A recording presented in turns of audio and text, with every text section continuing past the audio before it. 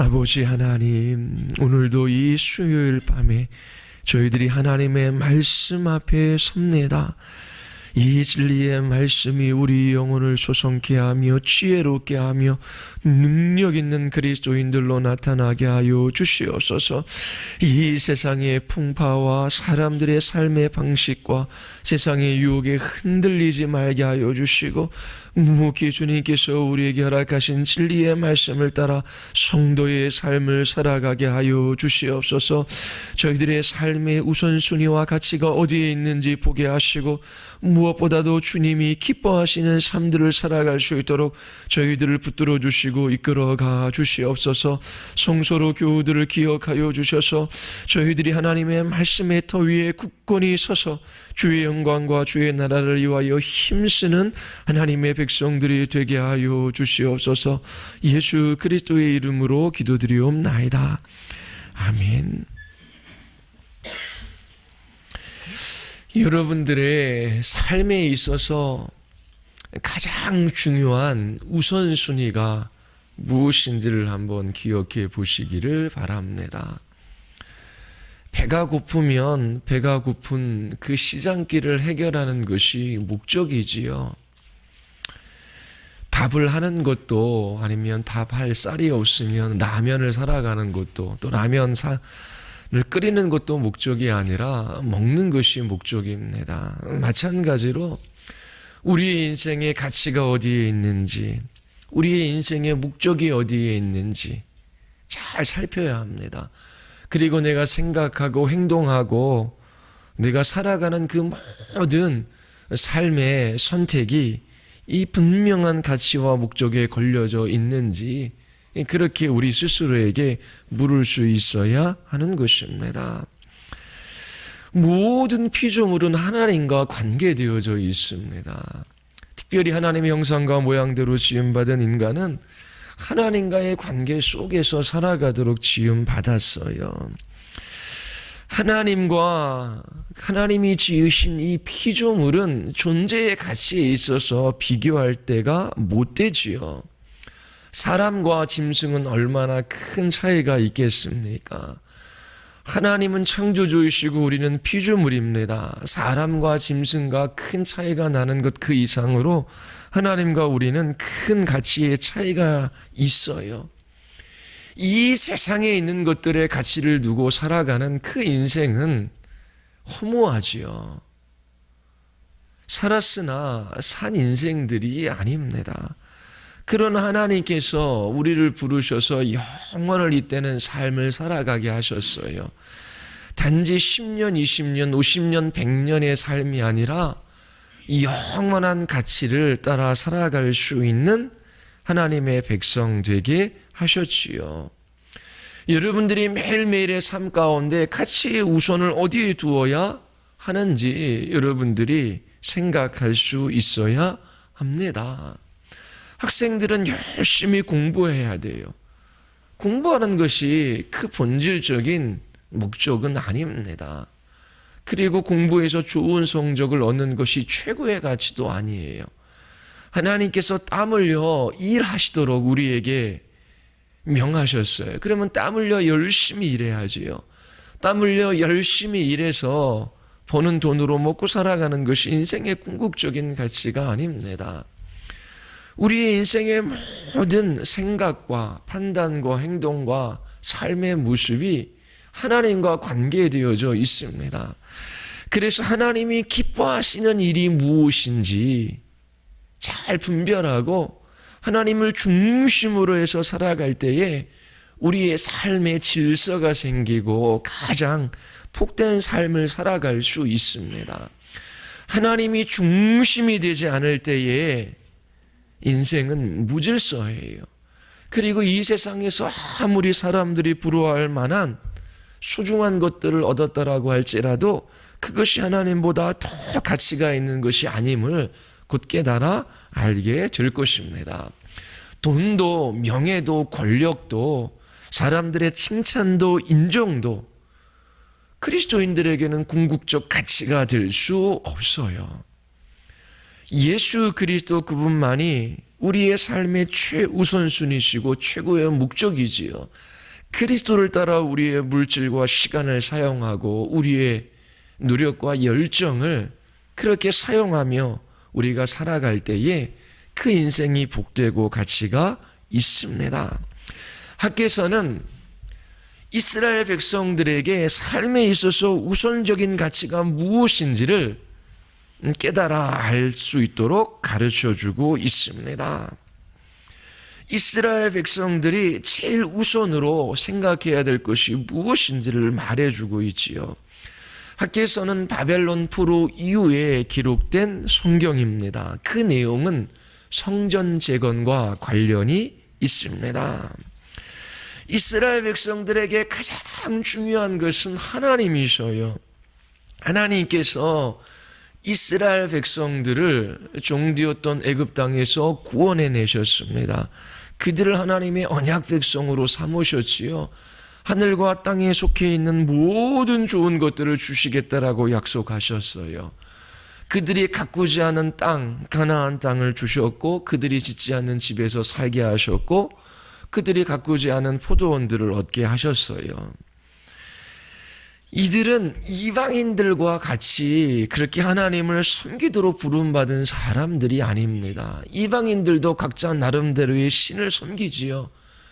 그 신을 섬길 때 그 중심에는 자신들이 섬기는 신이 있는 것이 아니라 자기 자신이 있어요. 자기 자신을 위하여 그 신들을 섬깁니다. 그러나 이스라엘 백성들의 삶의 중심에는 하나님이 계십니다. 하나님을 이용해서 이 땅에서 평안과 안전을 얻고 풍요와 부유한 삶을 살아갈 뿐만 아니라 천국에 들어가는 것이 목적이 아니지요. 하나님이 중심에 계셔서 하나님이 기뻐하시는 것을 따라 살아가고, 하나님이 중요하게 생각하는 것들을 중요하게 여기고, 하나님이 사랑하는 것들을 사랑하며 살아가도록 하나님께서 이스라엘 백성들을 부르셨습니다. 하나님은 온 우주의 창조주이시고 만물의 주권자이자 왕이시지요. 하나님이 중심이지 인간이 결코 중심이 될 수 없습니다. 하나님께서 이스라엘 백성들을 부르셔서 그들과 약속하시고 그들의 하나님 되어주시겠다라고 말씀하셨어요. 그들과 함께 하시겠다라고 하나님께서 가시적인 증거로 성막을 지으라고 말씀하셨습니다. 이스라엘 백성들이 시나산에서 머물며 성막을 짓지요. 이제 이스라엘 백성들이 가나안 땅으로 이동합니다. 이동할 때에 그들의 이동하는 그 중심에는 항상 성막이 있었어요.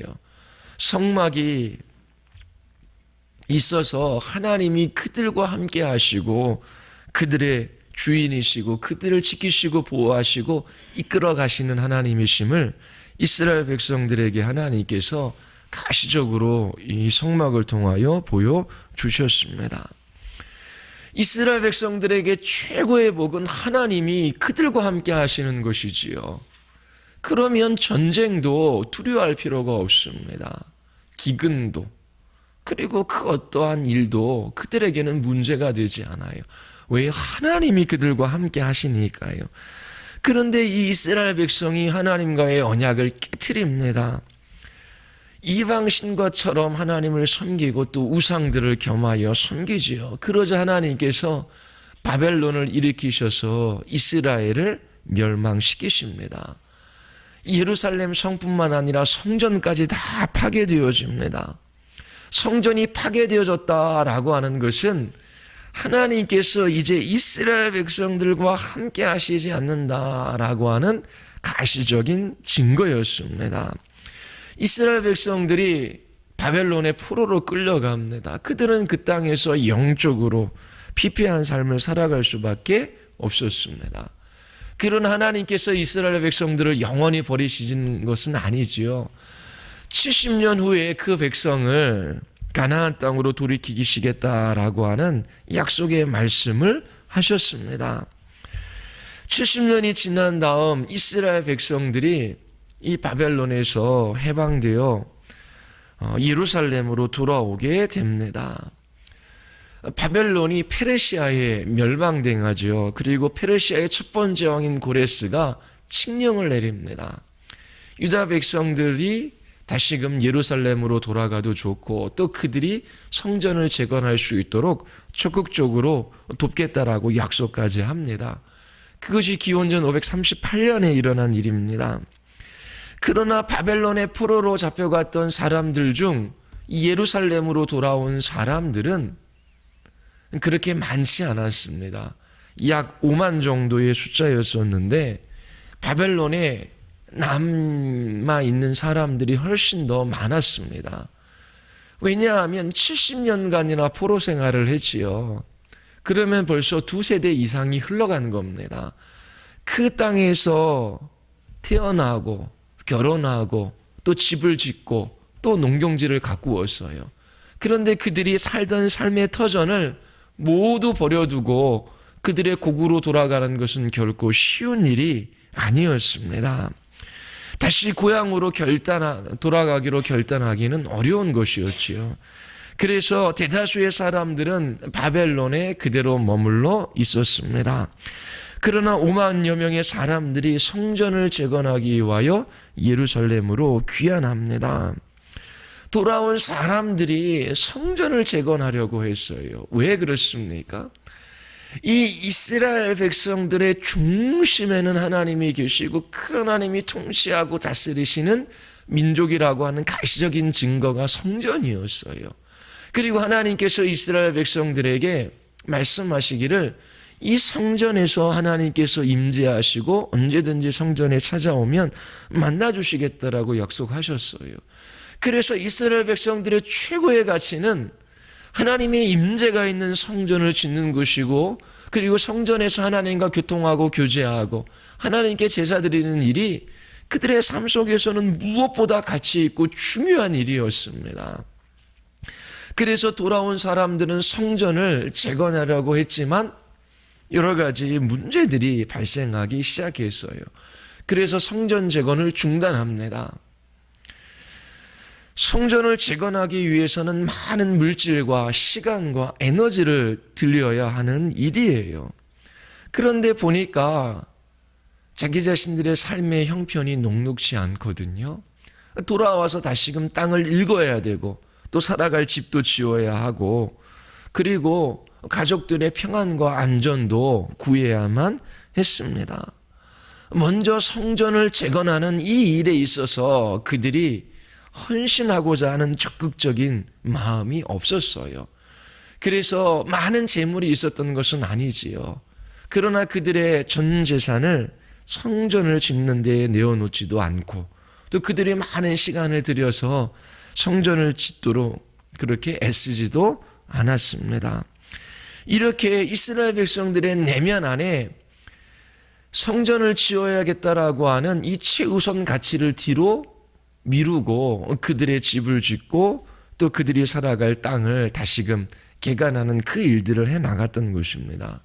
그리고 성전을 지으려고 할 때에 사마리아 사람들의 방해도 있었어요.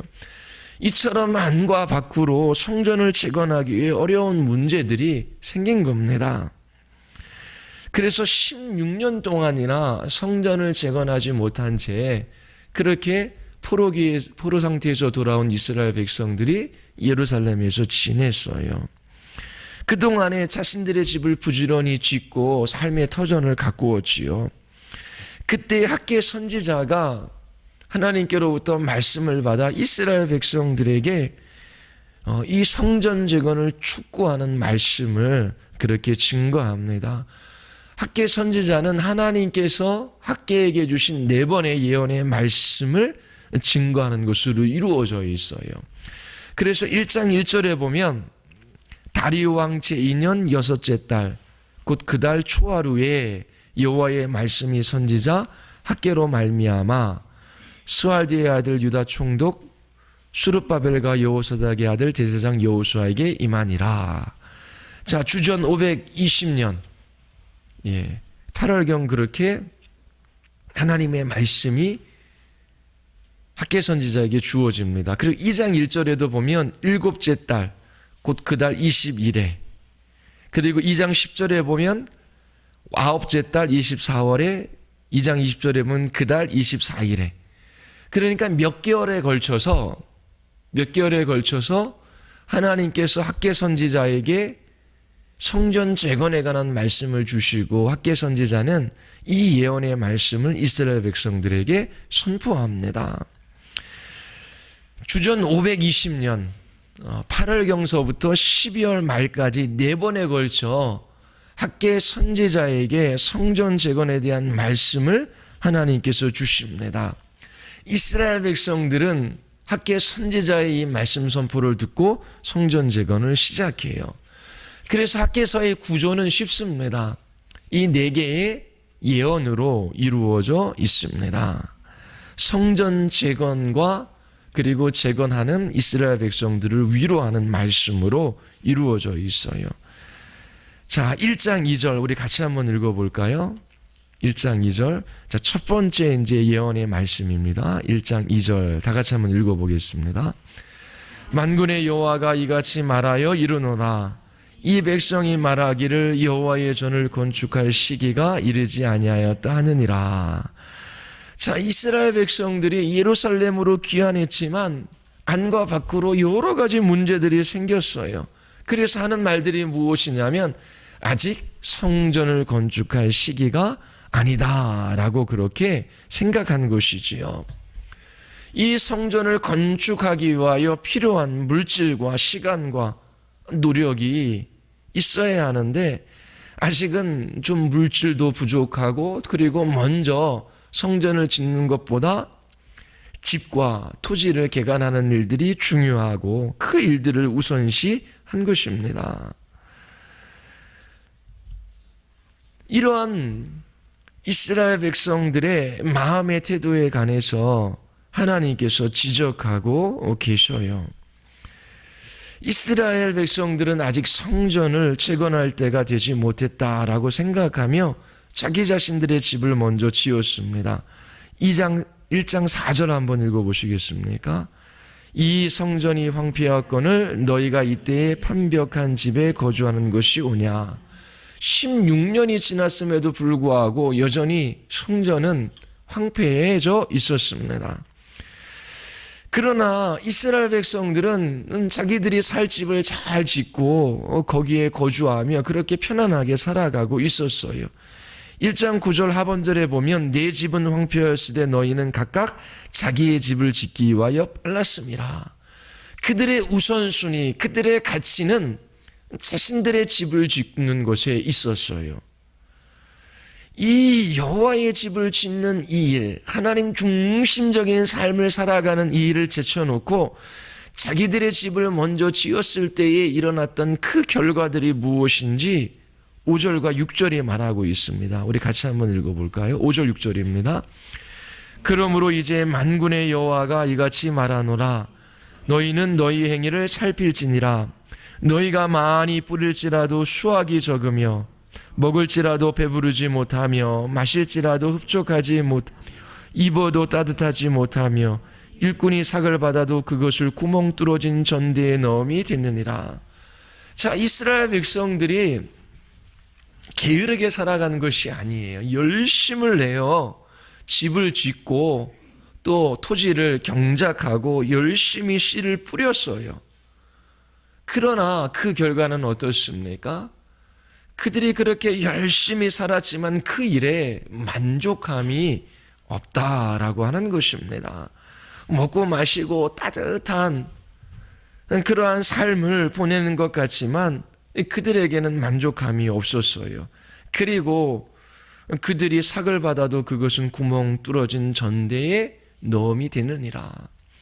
열심히 땀 흘려 일해서 쌓았지만 그 쌓여진 것이 한순간에 다 날아가는 그러한 일들이 일어났던 것입니다. 그리고 우리 9절서부터 우리 11절까지 우리 같이 한번 읽어보겠습니다. 너희가 많은 것을 바랐으나 도리어 적었고 너희가 그것을 집으로 가져갔으나 내가 불어버렸느니라. 나 만군의 여호와가 말하노라. 이것이 무슨 까닭이냐. 내 집은 황폐하였으되 너희는 각각 자기의 집을 짓기 위하여 빨랐음이라. 그러므로 너희로 말미암아 하늘은 이슬을 그쳤고 땅은 산물을 그쳤으며 이 땅과 산과 곡물과 새 포도주와 기름과 땅에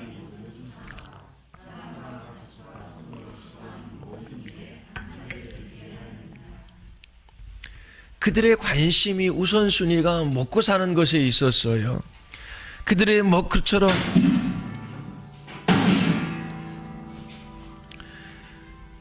그처럼 먹고 사는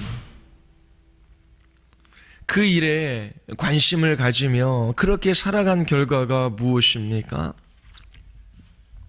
구약시대의 하나님의 축복은, 이 축복의 증거는 자녀가 많고 농사가 잘 되고 그리고 부유한 삶을 살아가는 것이 하나님께서 보여주시는 가시적인 축복이었습니다.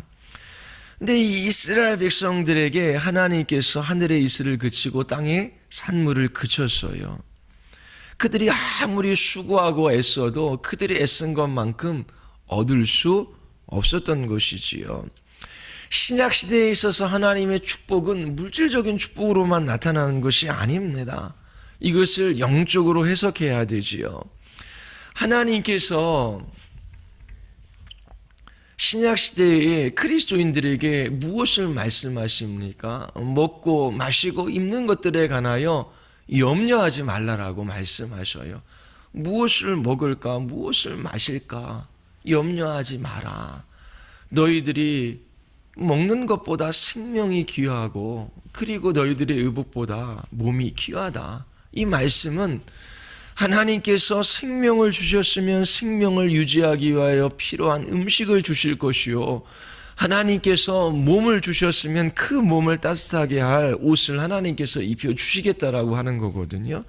그래서 무엇을 먹을지 마실지 염려하지 말고 먼저 그의 나라와 그의 의를 구하라. 그리하면 이 모든 것을 더해 주시겠다라고 약속해 주셨습니다. 먼저 구해야 할 것을 구하지 않을 때에, 삶의 우선순위가 하나님께 있지 않을 때에 무엇을 해도 만족함이 없는 삶이 된다라고 하는 것입니다. 이 땅에서 많은 재산을 소유하고 그리고 건강하게 살아가는 것이 세상 사람 눈에는 복인 것 같지요. 그러나 보십시오. 많은 재산을 소유하고 건강을 유지하는 사람이 내 인생은 모든 것을 이루었다, 나는 이제 만족하다, 그렇게 말합니까? 그 마음속에는 끊임없는 욕망이 있어요. 그런데 하나님을 알지 못하기에 썩어 없어질 것들을 신으로 섬기며 그런 것들을 붙들며 살아갑니다. 애써 땀 흘려 일하지만 그들의 궁극은 파멸일 수밖에 없어요. 하나님을 떠난 이스라엘 백성, 하나님 중심으로 살아가지 않은 이 이스라엘 백성들이 땀 흘려 일해도 그 땅이 그들이 수고한 것만큼 소출을 내어주지 않아요. 그들은 궁핍한 삶을 살아갈 수밖에 없는 것이지요. 신약 백성에도 마찬가지입니다. 먼저 구해야 할 것, 우선시해야 될 것이 무엇인지를 정해야 돼요. 하나님이 기뻐하시는 일이 무엇인지를 생각하며 그 일을 따라 살아가고자 할 때 마음에 걸리는 일들이 여러 나타납니다.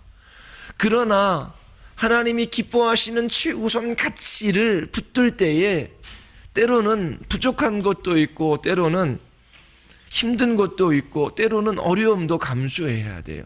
그런데 하나님을 중심으로 해서 살아갈 때에 하나님께서 필요한 그 모든 것들을 공급해 주시고 그 인생을 질서 있게 해 주시는 것입니다. 학개 선지자가 하나님께 예언의 말씀을 받아 이스라엘 백성들에게 말해요. 자, 너희들이 하나님을 떠나 너희들을 중심으로 해서 살아갔던 그 결과가 무엇이냐? 너희가 땀 흘려 열심히 일했지만 그 땅은 너희들의 노력만큼 소산을 내놓지도 않았고, 그리고 너희들이 이 16년의 삶의 결말이 무엇인지를 보라, 그렇게 이야기하는 것이지요. 그리고 1장 8절 우리 같이 한번 읽겠습니다. 너희는 산에 올라가서 나무를 가져다가 성전을 건축하라. 그리하면 내가 그것으로 말미암아 기뻐하고 또 영광을 얻으리라. 여호와가 말하였느니라. 하나님께서 기뻐하시는 것이 무엇인지를 이스라엘 백성들에게 말씀하셔요. 성전을 건축하라 라고 하는 것이지요. 너의 삶의 우선순위가 무엇이냐? 그 우선순위가 뒤바뀌면 결코 네 인생이 복될 수가 없다. 그것을 바꾸라라고 하는 것이지요. 16년 동안 너희들이 열심히 살았지만 그 결과를 보아라. 하나님의 성전을 재건하는 그것이 내가 기뻐하는 일이다. 내가 또 그걸 통해 영광을 얻으리라 라고 말씀하셔요. 이러한 말씀에 이스라엘 백성들이 반응하기 시작합니다. 12절과 13절이에요. 우리 같이 한번 읽어보겠습니다. 아들 수룹바벨과 여호사의 아들 대제사장 여호수아와 남은 모든 백성이 그들의 하나님 여호와의 목소리와 선지자 학가의 말을 들었으니 이는 그들의 하나님 여호와께서 그를 보내셨습니다. 백성이 다 여호와를 경외하며 그때 여호와의 사자 학계가 여호와의 위임을 받아 백성에게 말하여 이르되 여호와가 말하노니 내가 너희와 함께하노라 하시니라. 이스라엘 백성이 이 학계 선지자가 선포한 이 말씀을 하나님의 말씀으로 받아들이지요. 그리고 그들의 삶 속에서 돌이킵니다. 회개하지요. 우리 14절 15절 우리 같이 한번 읽겠습니다. 여호와께서 수알디엘의 아들 유다 총독 바벨의 마음과 여호사닥의 아들 제사장 여호수아의 마음과 남은 모든 백성의 마음을 감동시키매 그들이 와서 만군의 여호와 그들의 하나님의 전 공사를 하였으니 그때는 다리오 왕 제2년 6달 24일이었더라. 이스라엘 백성들이 16년 동안이나 성전 재건을 손 놓고 있었어요. 하나님이 기뻐하시는 것이 무엇인지, 그들의 삶의 우선순위가 어디에 있는지 다 놓치고 살았지요. 그런데 하나님께서 학계 선지자를 통하여 말씀하게 하여 주시고 그 말씀이 이스라엘 백성들의 마음에 감동을 일으켰습니다. 그들이 하나님을 떠나 자기중심적인 삶을 살아갔던 지난 삶에 대한 회개가 일어난 것이지요. 그래서 그들이 다시금 하나님의 전을 짓기 위하여 움직이기 시작합니다. 16년 동안이나 짓지 못했던 이 성전을 학계 선지자가 말씀을 선포한 후 23일이 지난 그때에 다시금 이들이 성전을 짓기 시작한 것입니다. 이렇게 할 수 있었던 것은 하나님의 말씀이 주어지고 성령께서 그 말씀을 사용하셔서 이스라엘의 백성의 마음을 감동시켜 주셨기 때문입니다. 오늘날도 마찬가지예요. 하나님의 말씀이 있는 곳에 부지런히 서야 합니다. 그렇지 않으면 세상 사람들의 영향을 쉽게 받아요. 그래서 삶의 가치와 우선순위를 잃어버리고 세상과 동화되어져 가는 것이지요. 그래서 어정쩡하게 타협하며 살아갑니다. 분별력을 잃어버려요. 그러나 하나님의 말씀이 선포되어지는 그 자리에 설 때에 성령께서 그 말씀을 사용하셔서 우리에게 하나님의 기뻐하시는 뜻이 무엇인지를 깨달아 알게 하십니다. 예수 그리스도께로 돌아오게 하시지요. 예수 그리스도 중심적인 삶을 살아갈 수 있도록 성령께서 우리 안에 마음의 감동을 일으키셔서 회개하게 하시는 것입니다. 이렇게 이스라엘 백성들이 16년 동안이나 하나님과 상관없이 살아가다가 돌이켜 학계 선지자의 이 말씀을 통하여 회개하게 되는 일들이 일장에 일어납니다. 이제 두 번째 예언이 일어나요. 이스라엘 백성들이 부지런히 이제 성전을 재건하기 시작합니다. 그러나 거기에 또 문제가 발생해요. 우리 2장 1절서부터 3절까지 우리 같이 한번 읽어볼까요? 일곱 번째 달 곧 그 달 20일에 여호와의 말씀이 선지자 학계에게 임하니라. 너는 수알디엘의 아들 유다 총독 수룹바벨과 여호사닥의 아들 대제사장 여호수아와 남은 백성에게 말하여 이르라. 너희 가운데에 남아있는 자 중에서 이 성전의 영광을 본 자가 누구냐? 이제 이것이 너희에게 어떻게 보이느냐? 이것이 너희 눈에 보잘것없지 아니하냐? 성전 재건을 시작한 지 한 달 남짓 지났을 때의 일입니다. 이스라엘 백성들 중에 불평과 불만이 일어나기 시작했어요. 왜 그렇지요? 예전 솔로몬의 성전의 영광을 본 노인들이 있었습니다. 그들의 눈에 보이기에 지금 다시 재건하는 이 성전은 너무나 보잘것없는 거예요. 그래서 그들의 마음속에 불평과 불만이 쏟아져 나온 것입니다. 예전 성전은 이렇게 크고 아름다웠는데 우리가 짓는 성전은 너무나 볼품없고 너무나 작구나. 그러면서 이러한 성전을 지을 필요가 있을까? 뭐 그런 이야기도 흘러 나왔겠지요. 이스라엘 백성들, 이 나이 든 사람과 젊은 사람들 사이에 갈등이 일어나기 시작합니다. 젊은 사람들이야 솔로몬의 성전을 한 번도 보지 못했지요.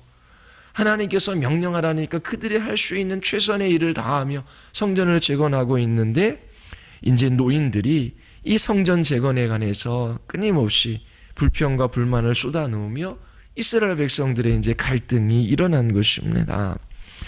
그때 학개 선지자를 통하여 하나님께서 이스라엘 백성들을 격려하셔요. 2장 4절입니다. 우리 같이 한번 보겠습니다. 그러나 여호와가 이르노라 수룹바벨아 스스로 굳세게 할지어다. 여호수아의 아들 대제사장 여호수아야 스스로 굳세게 할지어다. 여호와의 말이니라. 이 땅 모든 백성아 스스로 굳세게 하여 할지어다. 내가 너희와 함께 하노라. 만간의 여호와의 말이니라. 사람들의 불평과 불만에 귀를 기울일 필요가 없단다. 내가 너희와 함께 할 것이다. 그러니 마음을 굳세게 하라 라고 이 학개 선지자를 통하여 하나님께서 말씀해 주셔요. 그리고 2장 5절 우리 같이 한번 읽겠습니다. 너희가 애굽에서 나올 때에 내가 너희와 언약한 말과 나의 영이 계속하여 너희 가운데서 머물러 있나니 너희는 두려워하지 말지어다. 자, 내가 너희와 함께 할 것이다. 내가 너희와 약속한 말이 있지. 그리고 나의 영이 너희와 함께 머무를 것이다. 두려워하지 말아라. 그들을 격려해 주시고 위로해 주시지요. 그러면서 우리 2장 6절서부터 우리 9절까지 한번 읽겠습니다. 만군의 여호와가 이같이 말하노라. 죽음 있으면 내가 땅과 바다와 육지를 진동시킬 것이요 또한 모든 나라를 진동시킬 것이며 모든 나라의 보배가 이르리니 내가 이 성전에 영광이 충만하게 하리라. 만군의 여호와의 말이니라. 은도 내 것이요 금도 내 것이니 만군의 여호와의 말이니라. 이 성전이 낮은 영광이 이전 영광보다 크리라. 만군의 여호와의 말이니라. 내가 이곳에 평강을 주리라. 만군의 여호와의 말이니라. 자, 하나님께서 약속해 주셔요. 이전에 이 성전의 나중 영광이 이전 영광보다 크리라. 예전 솔로몬이 지었던 이 성전의 영광이 너무나 컸기 때문에 이 이스라엘 백성들 사이에 갈등이 일어난 것이지요. 그런데 하나님은 이 이스라엘 백성들을 구원해 내셨어요. 그리고 하나님께서 그들을 바벨론 포로에서 돌이키게 하셨죠. 돌아오게 하셨지요. 이러한 하나님께서 외적 눈으로 보기에는 솔로몬의 지은 성전의 영광보다 지금의 성전이 너무나 보잘것없이 보이지만 하나님께서 이 성전의 영광을 예전 성전의 영광보다 크게 하리라 라고 약속하셔요. 이 약속의 말씀의 의미가 무엇이겠습니까? 결국 이 솔로몬이 지은 성전의 영광보다 더 큰 성전의 영광이 나타날 것이다 라고 말씀하셔요. 이것은 예수 그리스도와 신약의 교회와 연관되어집니다. 물론 헤롯이 나중에 지은 성전이 크게 짓기도 하지만 예수님께서는 이 땅에 오셔서 성전을 허물라라고 말씀하시고 사흘 만에 짓겠다라고 말씀하십니다. 이것은 예수님 자신이 성전된 자신의 육체를 가리키며 말씀하시는 것이지요. 그리고 교회가 바로 하나님의 성전입니다. 하나님이 수룹바벨을 통해서 짓고자 하는 성전이 이전 영광보다 크리라 라고 말씀하신 것은 예수 그리스도와 교회와 관련되어져서 성취되어졌습니다. 그리고 세 번째 예언 한번 보십시오. 2장 10절서부터 우리 14절까지인데 우리 같이 한번 읽어보겠습니다. 다리오 왕 제2년 9달 24일에 여호와의 말씀이 선지자 학개에 임하니라. 이르시되 만군의 여호와가 말하노니 너는 제사장에게 율법에 대하여 물어 이르기를 사람이 옷자락에 거룩한 고기를 쌌는데 그 옷자락이 만일 떡에나 국에나 포도주에나 기름에나 다른 음식물에 닿았으면 그것이 성물이 되겠느냐 하라. 학개가 물음에 제사장들이 대답하여 이르되 아니니라 하는지라. 학개가 이르되 시체를 만져서 부정하여진 자가 만일 그것들 가운데 하나를 만지면 그것이 부정하겠느냐 하니 제사장들이 대답하여 이르되 부정하리라 하더라. 이에 학개가 대답하여 이르되 여호와의 말씀에 내 앞에서 이 백성이 그러하고 이 나라가 그러하고 그들의 손의 모든 일도 그러하고 그들이 거기에서 드리는 것도 부정하니라. 자, 이게 무슨 말씀이냐면 거룩한 물건이 있어요. 그러면 이 거룩한 물건이 다른 어떤 물건에 닿았을 때 그 물건이 거룩해지느냐라고 물으셔요. 제사장이 그렇지 않다라고 말씀을 드려요. 그러면 반대로 부정한 물건에 접촉하면 어떻게 부정하게 되는 것이죠. 그것은 맞아요. 이처럼 거룩해지는 것은 전염이 되지 않아요. 그런데 부정한 것은 쉽게 전염되지요. 이스라엘 백성은 부정한 사람들이었어요. 그들은 성전에서 제사를 드리며 정결하게 되어질 필요가 있었죠. 그리고 정결하게 되어진 이스라엘 백성들은 거룩한 삶을 살아가야만 했습니다.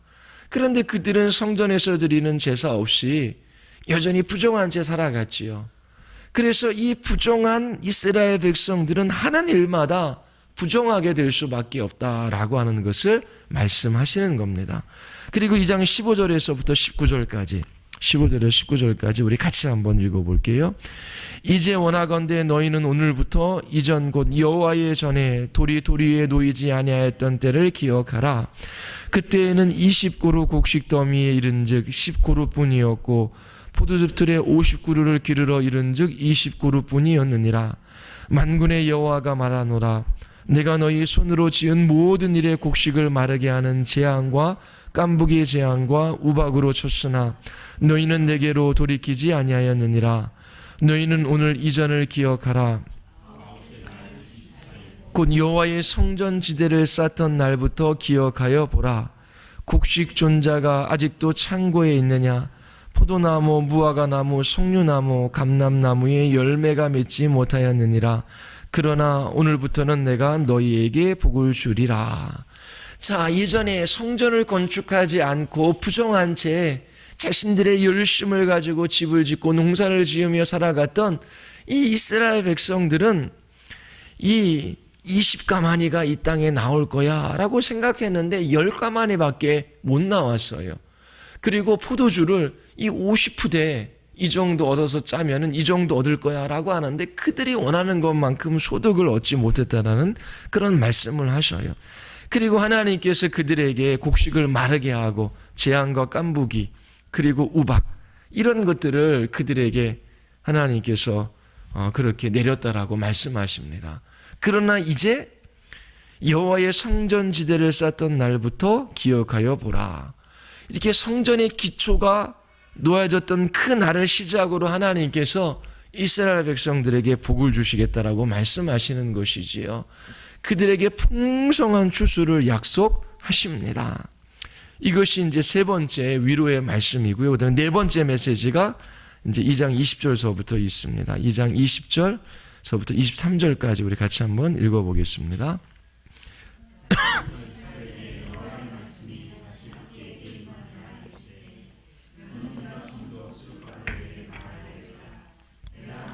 땅을 진동시킬 것이요 여러 왕국들의 보좌를 엎을 것이요 여러 나라의 세력을 멸할 것이요 그 병거들과 그 탄자를 엎드려뜨리리니 말과 그 탄자가 각각 그의 동료의 칼에 엎드려지리라. 여호와가 말하노라. 수알디엘의 아들 내 종 수룹바벨아, 여호와가 말하노라. 그날에 내가 너를 세우고 너를 인장으로 삼으리니 이는 내가 너를 택하였음이니라. 만군의 여호와의 말이니라 하시니라. 하나님께서 수룹바벨에게 말씀해 주시지요. 그를 인장으로 삼겠다라고 하십니다. 인장이 뭐지요? 옥새입니다.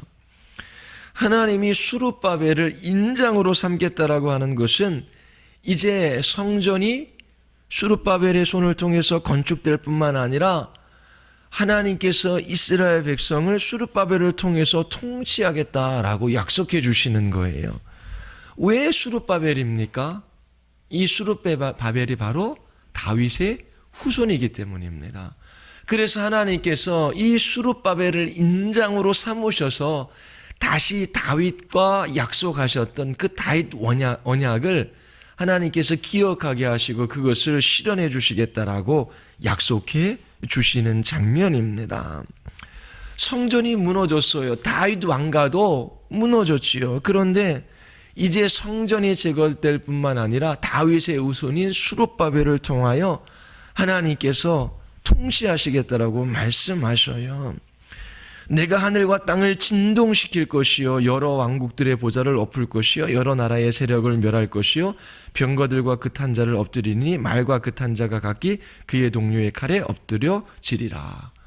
하나님께서 수룹바벨과 함께 하셔서 하나님의 나라를 일으키시겠다라고 하는 약속입니다. 이 수룹바벨은 예수님의 모형이에요. 그래서 마태복음 1장 족보에도 올라 있습니다. 이스라엘 백성들에게 하나님께서 학개 선지자를 통하여 말씀하시는 것이 무엇입니까? 너희들의 최고의 가치, 우선순위가 무엇인지 그것을 확인하라 라고 하는 것입니다. 이 학개서의 말씀은 오늘날 예배당을 지으라 라고 하는 그런 말씀이 아니에요. 물론 하나님께서 짓게 하시면 그렇게 예배당을 짓는 일에 헌신해야겠죠. 그런데 그 말씀이 아니에요. 이 말씀은 삶의 우선순위를 말씀하고 계십니다.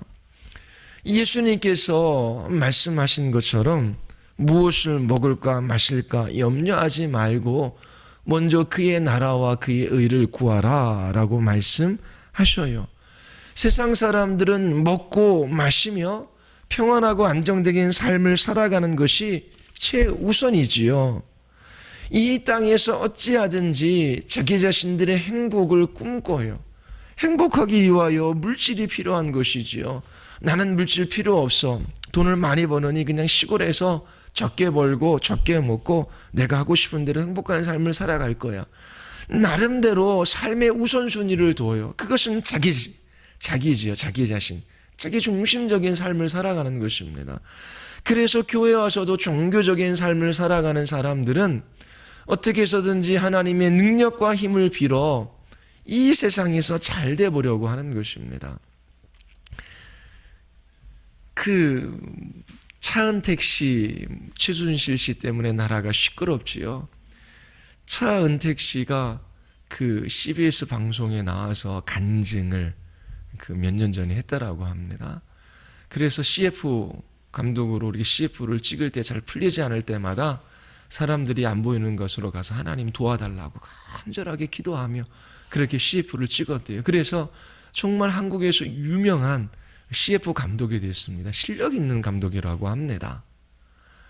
그런데 하나님 앞에 늘 기도했대. 하나님 큰 사람 되게 해주십시오. 큰 일을 할 수 있도록 도와주십시오. 그래서 정말 큰 사람이 되긴 되었지요. 저는 그분에 관해서 잘 알지 못하지만 거짓말을 하면 안 되지요. 정직하게 자기 자신의 실수와 또 그릇된 생각이 있었으면 있는 그대로 이야기해야 되지요. 정말 한국에서 큰 사람이 되었습니다. 이름 모르는 사람이 이제 없을 정도로 알게 되었어요. 그리고 국회의원이나 그리고 이름에 오르내리는 많은 사람들을 보면 대부분 교회 다니는 사람들이 많아요. 우리 그 한나라당, 새누리당이죠 지금요. 대표님도 보니까 그 단식할 때에 성경책을 옆에 펴놓고 있는 것이 계속 그 찍히더라고요. 정치적인 이야기를 강단에서 하고자 하는 것이 아니라 그만큼 성경을 펴놓고 기자들이 그걸 찍을 때에는 그 가치가 있고 의미가 있지 않습니까? 그분이 잘했다 못했다라고 하는 것이 아니라 정말 삶의 우선순위가 무엇이냐. 정치가들에게는 정권 획득이 가장 우선되는 목표지요. 그런데 그리스도인으로서 정치를 하면 그것이 삶의 우선 목적이 될 수가 없어요. 정권을 획득하는 것이 최우선 가치가 아니에요. 분명히 하나님께서 우리를 세상 사람들과 구별되게 하셨습니다. 그러나 교회에 나와서도 여전히 가족의 평안, 가족의 안전, 가족의 행복, 가족들이 문제없이 잘 살아가는 것, 그 나쁜 게 아니라 그것들을 추구해서 얻을 수 있는 것이 아니에요. 이스라엘 백성들이 16년 동안 자기 자신의 가정을 위하여 집을 짓고 농사를 지었어요. 그들이 하나님의 백성이 아니라면 모르지만 하나님의 백성이잖아요. 그 결과 그들이 10년 동안 어떠한 삶을 살아갔습니까? 열심히 일을 했어도 그들이 일한 것만큼 수확하지 못했어요. 그리고 오히려 재앙이 그들 가운데 있었지요. 하나님께서 이스라엘 백성들에게 말씀하셔서 그들을 돌이키게 하십니다. 우리도 마찬가지예요. 우리가 얼마만한 재산을 소유하고 그리고 무슨 직업을 가지고 있고 어느 위치에 있느냐라고 하는 것은 중요하지 않아요. 우리의 삶의 가치, 삶의 우선순위를 어디에 두고 살아가느냐라고 하는 것입니다. 하나님께서 하나님의 나라를 이루어 가셔요. 그리고 하나님께서 이 땅의 교회를 통해 하나님의 백성들을 불러 모으시지요. 교회가 교회 될 수 있도록 헌신해야 돼요. 여러분들이 예수 그리스도를 믿을 수 있었고 하나님의 자녀 된 것도 이 교회를 통하여 하나님의 복음을 들었기 때문입니다. 여러분들이 교회를 통하여 하나님의 복음을 듣지 못했더라면 이방인들처럼 이 땅에 있는 것에 우선순위를 두고 살다가 멸망당할 수밖에 없었던 것이지요. 그런데 하나님께서 이 교회를 통하여 하나님의 백성들을 불러 모으십니다. 교회가 교회 될 수 있도록 헌신해야 돼요. 하나님과의 관계 속에서 하나님을 예배하는 그 일에 마음을 써야 합니다. 그리고 이 교회 공동체에서 여러분들과 관계 맺은 사람들을 위해서 기도하며 서로 복음을 이야기하고 한 사람의 그리스도인이 성숙한 영적인 군사로 자라날 수 있도록 여러분들이 서로를 보살피며 함께 세워져 나가는 그 일이 있어야 돼요. 그리고 세상과의 관계 속에서 이 하나님의 복음을 선포하는 일이 있어야 합니다. 이 일을 위하여 여러분들이 삶의 우선순위와 가치를 두고 그렇게 하나님 앞에 살아가야 돼요. 이 일에 우선순위를 두지 않는다면 여러분들이 아무리 애쓰고 수고해도 거기에 하나님께서 주시는 복이 없다라고 하는 것입니다. 하나님께서 우리에게 말씀하셔요. 주님의 일을 나타내시기를 원하지요. 주의 영광과 주의 나라를 위하여 살아가도록 우리를 부르셨어요. 주일날 설교 말씀 들은 것처럼 어떻게 해서든지 예수 그리스도를 보게 하십니다. 그리고 그 예수 그리스도에 대한 신앙, 예수 그리스도께서 나를 위하여 십자가 지셨기에 나를 주의 백성, 주의 자녀 삼아주셨기에 나는 이렇게 살아가야 한다라고 하는 그 삶의 고백이, 그 신앙의 고백이 여러분들이 부르신 그 삶의 자리에 있어야 합니다. 그리고 예수 그리스도를 높이는 삶을 살아가야 하는 것이지요. 이 일들이 교회 공동체를 통해서 이루어지는 것입니다. 그래서 이 교회 공동체 속에서 함께 예배하는 그 일에 여러분들이 마음의 중심을 둬야 합니다. 그리고 부지런히 하나님의 말씀 앞에 서서 이 진리의 말씀을 듣고 자라가야 하지요. 그리고 이 세상 속에서 그리스도를 전하는 증인들로 나타나야 합니다. 여러분들의 마음의 중심이 하나님이 기뻐하시는 일에 있을 때에 하나님께서 반드시 그 사람을 축복해 주시고 그 사람을 이끌어가 주셔요.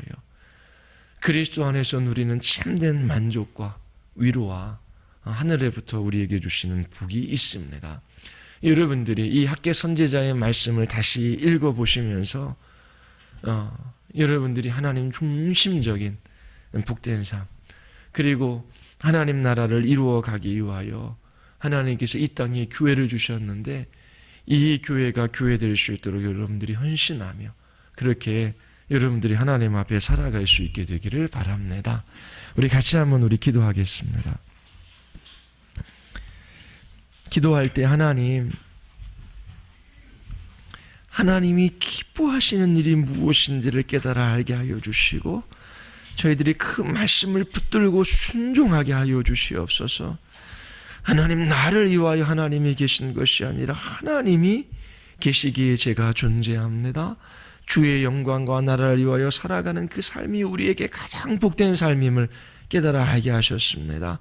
먹고 마시는 것들에 대하여 염려하지 말게 하시고 주의 나라와 그의 의를 구하게 하여 주시옵소서.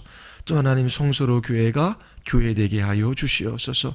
교회 공동체에 속한 모든 지체들이 그 부르심의 자리 속에서 주님께 헌신하며 함께 동일한 목표를 향하여 나아갈 수 있도록 우리 같이 한번 기도하시겠습니다.